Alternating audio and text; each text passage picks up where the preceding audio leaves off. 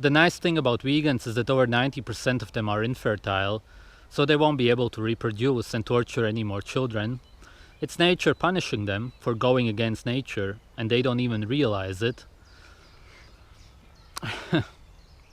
It will also be funny to watch the people on YouTube who promote veganism and see how their health declines. It's a live comedy show you can watch and enjoy to see the stupid people die off from heart disease and so on. If you're infertile, it means that you're very unhealthy, in case you don't realize that. There's something really messed up with your diet. And another funny thing is that the only vegans who are able to have children are only able to because of the foods that they don't eat anymore, because they have still some saved up nutrients from the dairy, eggs and meat.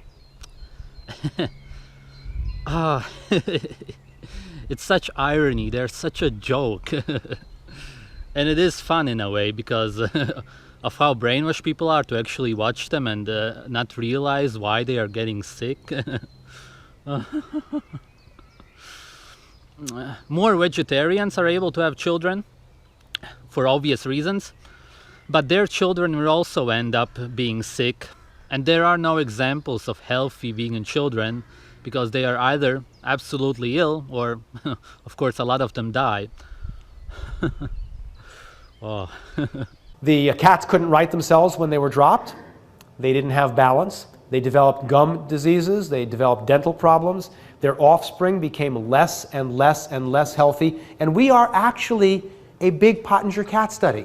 That's what's going on in the United States. We are going from generation to generation to see just how many generations of eating all the wrong foods and being exposed to all sorts of toxins that we never had in our environment before. How many times do we have to do that before something that has already decreased a lot goes away, otherwise known as fertility? If fertility goes away, then our species ceases to exist. When I was being brought up, there were no fertility clinics. I never heard any advertisements on the radio for different fertility clinics. Now they're all over the place. Obviously, there are some people that understand a little bit about health. And I mean, I'll get a phone call, some other good health practitioner will get a phone call. We've been trying to have a baby for the last 2 years, and my wife can't seem to get pregnant. Do you think you can help her? You mean, do you think I can improve both of your nutrition well enough that all of the problems that both of you have will start to go away so that she might get pregnant? In order to have children, we need sex hormones. In order to procreate. Every sex hormone is made from cholesterol. People who go on low-fat diets and reduce their blood cholesterol levels become infertile. They cannot produce children. We have an infertility epidemic in the Western world. Many couples can't produce children in the Western world. What these ladies and men need to do is eat cream every day, butter, eggs, fat, and they will have a child. Very quickly. Very quickly. And eat some brain, and eat some caviar and cod liver oil, and you will have a child in a month. You will conceive. If the miracle happens and you do have a child, if you breastfeed him or her, you would essentially be feeding them animal's blood.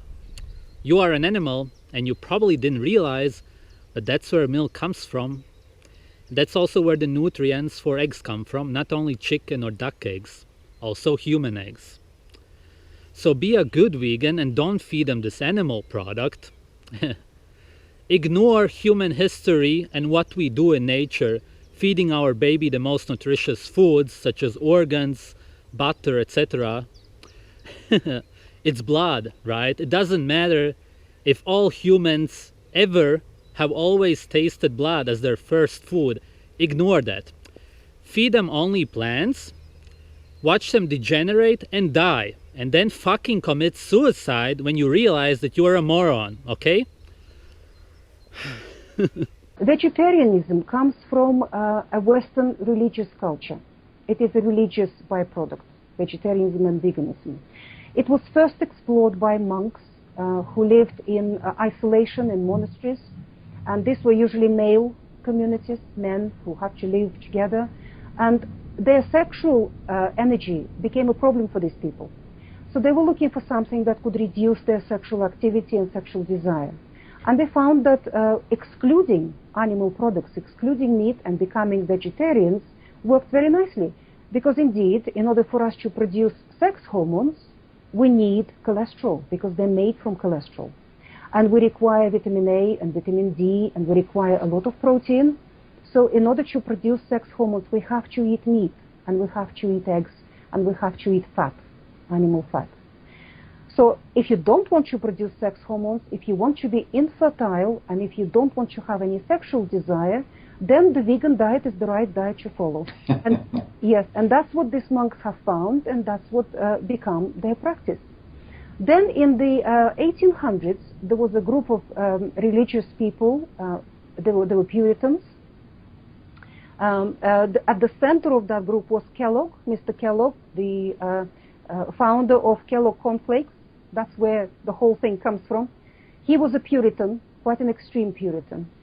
Puritans believed that all activity, sexual activity or intimacy between a man and a woman is immoral and against God and should be greatly discouraged.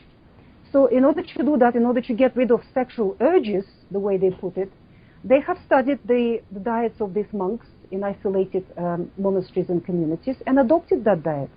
And they wrote some very compelling books and compelling articles and started evangelizing this way of life to people in order to reduce sexual urges and sexual activity. So that's where, and that's where the vegetarian diet was born for the first time, and the vegan diet was born. That is the history of vegetarianism in human society. That's where it's coming from. So if you want to reduce your sexual activity, if you don't want to produce children, and if you don't want to have any sexual energy at all, then perhaps the vegan diet is the right diet for you to follow. But if you want to have a normal life and belong to this world and have a family and have children, then do not follow that kind of diet. I will link you to some cases of children and babies getting sick and dying because of their vegan and vegetarian parents. One case is where the parents fed the baby apple juice. I understand that vegans in general don't understand anything about nutrition, but what did they expect to happen? Apples, if they are raw, are sugar and also the enzymes. What is a baby supposed to do with that? Grow? They were probably told as children that an apple a day keeps the doctor away, and that's why they thought it's a good idea. But it's actually been proven that an apple a day makes your hair gray. Yes, that's what sugar does to you.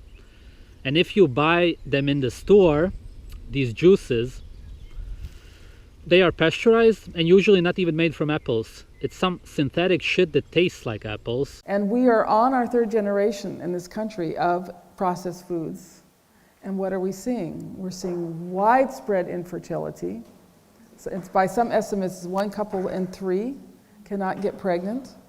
And we have an absolute health crisis in our young people. It gets worse with every generation. So we're in the 11th hour here. And this is what inspires so many of us to just kind of keep at it. We're trying to save as many people as we can and get people on the right track so that the next generation we will be healthy. One of the most fascinating fields of science today is what's going on with stem cells. And now we know that the embryo starts out as a collection of stem cells. Stem cells are undifferentiated cells, and as the fetus grows, those stem cells get a signal to tell them what kind of cell to become. The first signal is for heart cells, so the heart can start to form. And then there are signals for brain cells and nerve cells and bone cells and so forth. What gives that signal? It's vitamin A.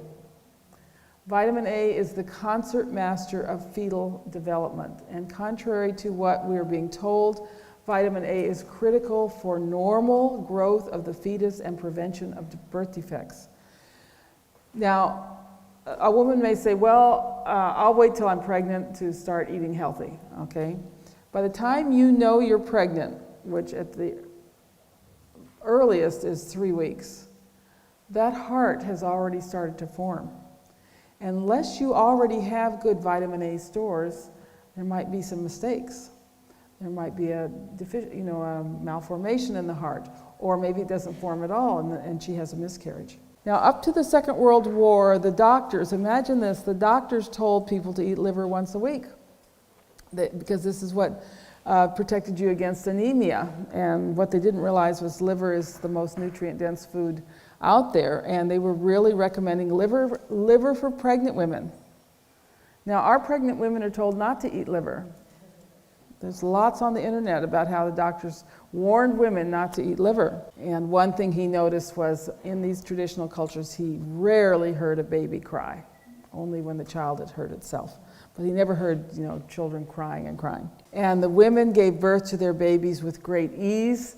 Typically, a mother gave birth to her baby at night when her husband was asleep, and when he woke up in the morning, she introduced him to the new baby.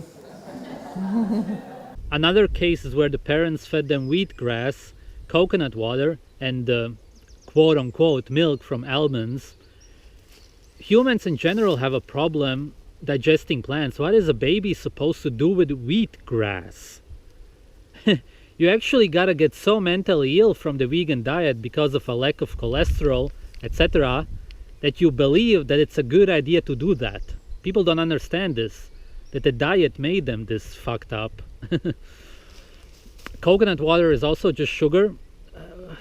It's a processed food. Whoa, what do they expect? And milk from almonds, that has nothing to do with milk. This is a New World Order propaganda for you not to drink real milk anymore. Soy milk, fuck off. Then there's also cases of Seventh-day Adventists, also some fucked up people. And in one case, this is obvious, the child refused to eat vegetables. Of course! Who the fuck likes vegetables? They taste and smell terrible. No human likes them. We only get brainwashed to eat them. Oh. And then they gave them meat, and some of the children who didn't die actually got well. And then they realized, oh fuck, we were wrong.